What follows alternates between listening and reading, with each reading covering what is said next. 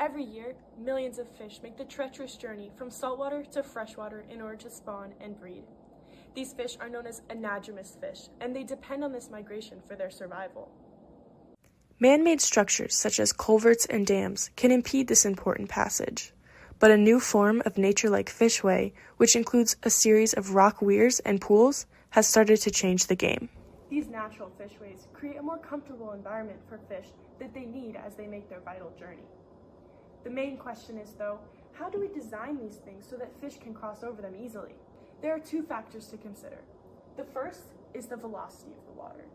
What is the maximum speed that the water can be moving at so that fish with slower swimming speeds can still cross over it easily? The second is the pool depth.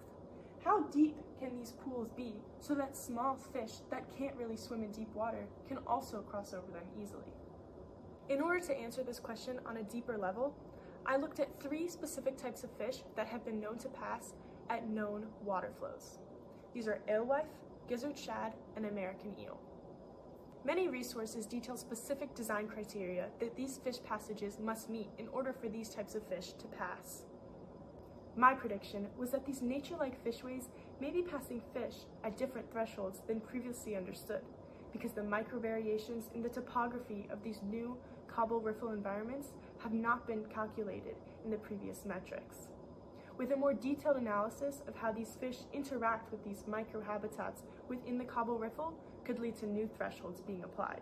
By conducting a detailed survey of the microhabitats in topography of one of these nature-like fishways, I was able to use HEC-RAS simulation software to simulate the velocity and depths of the water that occurred at the maximum specific depths that these target fish had been known to swim at. The red areas in these maps are where the depths and the velocities are higher than what the fish have been thought to swim at, and yet they were still successful in passing this site. With this analysis, I noticed that the velocities and depths during these target flows were much larger than previously used as thresholds. This is exciting information because it demonstrates how these fish can swim at much different metrics than understood before. With this information, we can better understand how to design these crucial passageways for fish as we move into a more fish-friendly world.